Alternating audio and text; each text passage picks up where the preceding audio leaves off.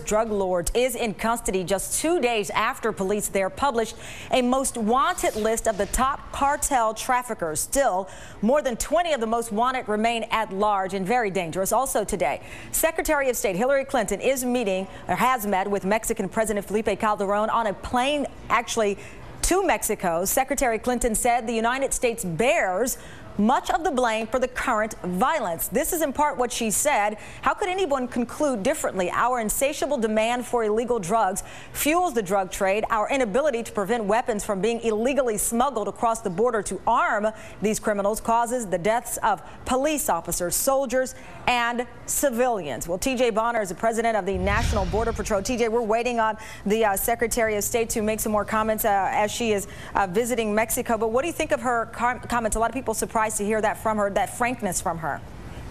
Well, I think that she makes a valid point. The U.S. is the primary user of illegal drugs in the world, but we have been for a number of years. And before the Mexicans were supplying, the Mexican cartels were supplying narcotics, it was the Colombians, and before that, other nations.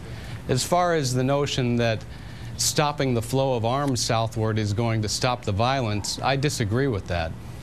We have hundreds of times more weapons in the United States, yet we only have a fraction of that type of violence where you have assassinations of law enforcement officers and running gun battles in the streets.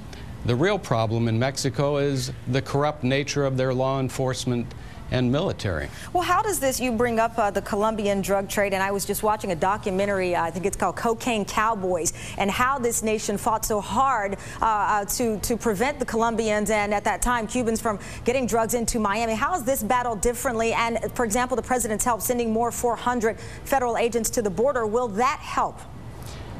I'm not sure that sending federal agents to the border to try and stop the flow of weapons and currency southbound is really going to be that helpful.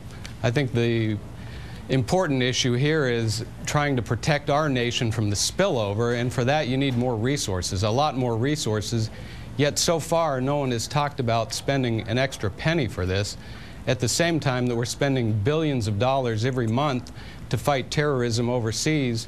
You would think that we'd be focused on fighting that violence from spilling into the United States, into the streets of our country.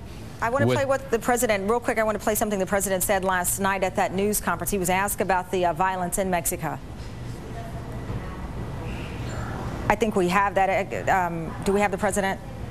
Okay, we have it now. I'm sorry, TJ, let's listen. We need to do more to make sure that illegal guns and cash aren't flowing back to these cartels.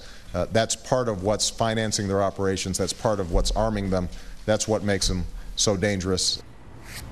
So, TJ, as we move ahead, and again, we're waiting to hear from Secretary of State Hillary Clinton. She's saying a shared responsibility here. You hear the president talk about these illegal guns. How do you get everyone on the same page here?